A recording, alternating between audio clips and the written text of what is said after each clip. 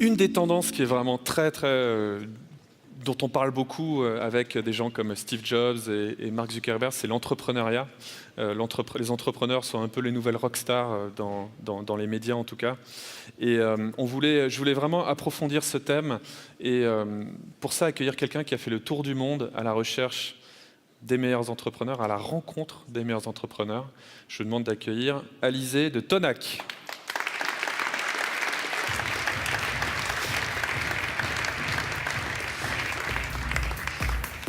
Bonsoir tout le monde. Bonsoir Alizé. Oui. Vous arrivez de Buenos Aires. Oui. C'est juste. Buenos Aires. Voilà, merci d'être venu jusqu'à nous. Je suis un peu jet lag. Qu'est-ce que c'est SeedStars World? Oui, votre projet dont vous êtes une des cofondatrices. Exactement. Donc SeedStars, en fait, c'est une société suisse qui, en fait, on appelle ça aujourd'hui un Venture Builder Startup Maker. Donc, on lance et on finance nos propres startups. Et après, une fois qu'on voit que le MVP a fonctionné, on essaye de trouver une équipe en dehors de notre structure pour continuer le projet et faire une expansion sur le marché local et le marché international. On a réalisé que quand on voulait grandir et surtout on voit qu'il y a de plus en plus d'opportunités dans les pays émergents, il fallait mieux comprendre ces pays-là et voir quelles sont les opportunités. Donc on a décidé de faire SeedStars World. On a choisi 20 villes dans le monde entier, surtout des pays émergents ou des scènes émergentes pour les startups, pour essayer de voir ce qui se passe dans le monde du tech pour les vraiment seed stage startups. Et on va tous les réunir à Genève l'année prochaine. Donc c'est un tour du monde et vous allez là où personne ne va. C'est-à-dire vous n'allez pas dans la Silicon Valley, vous n'allez pas à Londres, vous n'allez pas à Berlin, vous allez à Bakou, vous allez à Dubaï, au Nigeria, à Cape Town, en Amérique du Sud. Et donc à chaque fois vous organisez un concours de start-up local, vous rencontrez les entrepreneurs et il y a un gagnant et ce gagnant est invité en Suisse. Exactement, exactement, c'est ça le concept. Donc on va ensemble un peu revivre ce tour du monde que vous avez fait, puis on va essayer de profiter en fait de tout ce que vous avez observé. Alors le premier stop où vous êtes allé, c'est la Russie. Je crois que c'est assez évident vu la photo. Et là, vous tombez très vite sur un phénomène que vous allez constater tout le temps, c'est qu'en fait, il y a beaucoup d'entreprises, beaucoup de startups qui sont des clones. Exactement. Donc en fait, c'est des clones qui reprennent les tendances que vous avez discutées auparavant, qui est le big data, l'augmented reality, etc. G-Frank, là, c'est un clone de Instagram. Ils considèrent qu'eux, ils ont été les précurseurs. Après ça, ça a discuté. Mais ils ont un marché très intéressant en Russie parce que là, ils ont plus de 1 million de users. Ils ont une très bonne traction et pourquoi pas faire une exit auprès de Facebook un jour. Donc néanmoins, il y a un potentiel énorme dans chaque marché avec les tweaks nécessaires pour fonctionner dans leur marché local. Mais donc beaucoup quand même de clones. Enfin, tout le monde travaille un peu partout dans le monde autour des mêmes idées. Ça, exactement. Partout dans ces 20 villes, on a vu des startups, que ce soit dans l'éducation, beaucoup dans le crowdfunding, beaucoup dans l'augmented reality.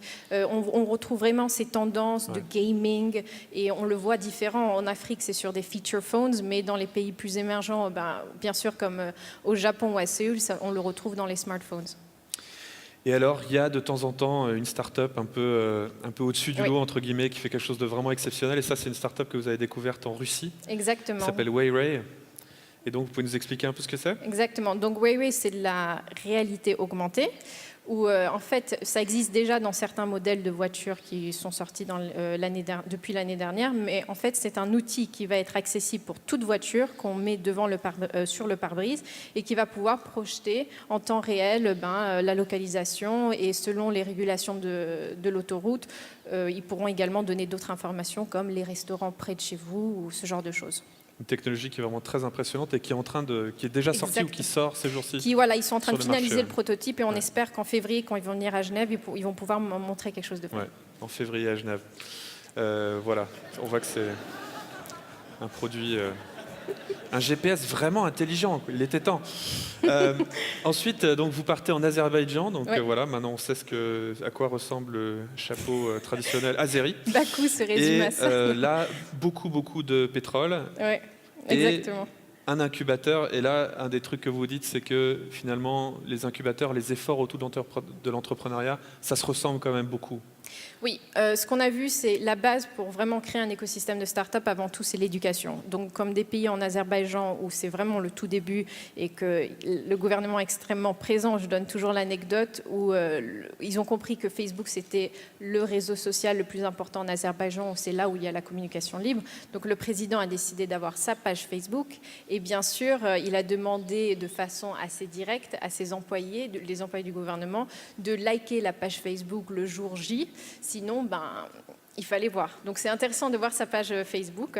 Mais sur ce, donc même en Azerbaïdjan, on va trouver un incubateur qui est le seul incubateur du pays qui s'appelle aujourd'hui Barama, qui est funded par Azercell, qui est la société de télécom d'Azerbaïdjan. Et c'est intéressant à voir parce que c'est comme ça que ça commence, c'est comme ça qu'on arrive à instaurer vraiment un vrai mentorship, qu'il y a des gens comme nous qui venons en Azerbaïdjan, que la semaine dernière j'ai vu qu'il y avait Google qui était en Azerbaïdjan pour voir ce qu'ils sont en train de faire, et ils ont compris que comme le pétrole va s'épuiser bientôt, il fallait investir dans d'autres secteurs. D'Azerbaïdjan, vous faites un petit détour dans le Middle East, dans le Moyen-Orient, et ensuite vous arrivez en Asie. Donc là, on est en Chine, à Pékin. En Chine, voilà, avec Pierre-Alain Masson, avec qui vous faites le tour du monde. Et donc voilà quelques photos de la Chine, le gagnant de Hong Kong. Oui. Et là, qu'est-ce qui vous a frappé alors en Chine?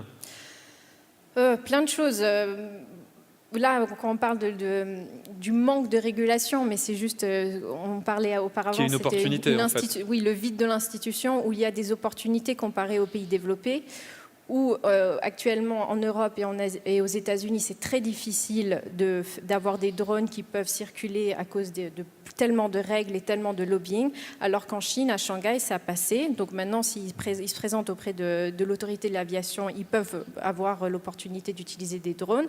Et là, c'est drôle parce que c'était une pâtisserie qui envoyait les gâteaux par drone. Et donc on appelait Pie in the Sky. Comme une blague, et exactement. En fait, se passe vraiment ça en se Chine. passe vraiment. Donc eux, ils ont été arrêtés parce qu'ils n'ont pas fait la demande. Mais sinon, ça commence à avoir lieu dans ces pays-là. Donc c'est vraiment ça l'opportunité qu'on peut avoir. C'est dans les pays émergents qu'on risque de voir le plus d'innovation dans les industries où ce n'est pas encore extrêmement réglementé. Oui, tout à fait. Genre l'impression 3D, les drones, etc. Exactement. Ensuite, là, vous êtes visiblement en Belgique. Ah non, ça c'est le Japon, ça. Et donc l'incubateur à Tokyo, pas mal de choses. Et un des trucs qui est assez frappant, moi j'ai regardé pas mal de vos photos, c'est un peu cette notion que où vous allez dans le monde, vous allez trouver une diversité de gens qui est énorme en fait. Exactement. Il y a une vraie démocratisation. Maintenant qu'on peut faire une start-up à pratiquement zéro, un entrepreneur, il est plus, en plus avec le fait que la technologie nous permet de voyager où on veut, on n'est plus fixé à un endroit. Donc je pense que là, j'ai fait 19 events et on en a encore un à Rio, mais sur les 19, 50% ne viennent pas du pays. Donc c'est un Suisse qui a gagné, un Suédois qui a gagné en Thaïlande, un Indien qui a gagné à Hong Kong, etc. Donc on voit vraiment cette globalisation de l'entrepreneur qui choisit le marché ou pour des raisons personnelles ou des raisons de coût ou des raisons de tout simplement, ils ont vu quelque chose dans leur pays, ils veulent l'implémenter dans un nouveau pays. Il y a une vraie guerre autour des entrepreneurs, on va en parler un petit peu après pour essayer de les attirer. Et donc ensuite, vous partez en Corée, ça c'est une photo de Séoul. Et puis, quelque chose qui vous frappe en Corée, je crois, et que moi j'avais aussi constaté quand je voyageais souvent là-bas, c'est le côté culturel. C'est qu'il y a quand même des barrières culturelles assez fortes dans certains pays, comme la Corée. Absolument. C'était très très fort en Corée et au Japon, parce qu'en plus le Japon c'est une île et donc c'est un produit fait pour le Japon, En Corée du Sud, c'est encore très important de présenter sa carte de visite ou sa carte business écrit Samsung, parce que c'est ça la vraie fierté sociale et c'est ça les normes de société. Le risque, c'est pas bon, c'est pas quelque chose qui est mis en avant. Néanmoins, là aussi, ils comprennent que vraiment, ils doivent travailler sur ça. Donc là, c'est une photo du coworking space de D-Camp qui a été financé et sponsorisé par les banques nationales de la Corée du Sud. Donc même là, on sent que ça arrive. Mais c'est tout un autre niveau et ils sont encore extrêmement timides. Et quand vous parliez avant du game de Dragon and Puzzles qui fait 3,3 millions de dollars US par jour et qui augmente chaque fois, en dehors du Japon, moi, j'en ai jamais entendu parler, parce que c'est vraiment toute une autre façon de travailler. Les Coréens ont inventé les réseaux sociaux avec Cyworld, mais ils ont complètement raté l'exportation de exactement, ça. Comme Kakao et tous ces réseaux sociaux. Exactement. Après l'Asie, l'Afrique. Et donc là, vous arrivez dans... Ça, c'est une photo donc, avec Pierre-Alain qui coach un entrepreneur au Kenya. Oui. Ça, c'est le gagnant au Nigeria. Et puis, on vous voit sur un taxi au Rwanda. Oui. Voilà, ça, c'est Lagos, au Nigeria, je crois. Et là, vous arrivez dans un continent qui est en plein boom. Enfin, ce boom dont on parle dans les médias, vous le voyez, quoi. Exactement. On le voit, et là, c'est très intéressant parce qu'on ne peut plus trop parler de copycat, parce que la situation est tellement différente et la vie quotidienne des gens est tellement différente qu'on se retrouve avec des solutions que les startups proposent aberrantes pour nous. C'est-à-dire que, par exemple, au Kenya, on avait une start-up. Le gros problème aujourd'hui en Afrique, c'est que tout le monde a un téléphone portable, mais ils ne peuvent pas le charger parce que dans la plupart des villages, ils n'ont pas encore accès à l'électricité.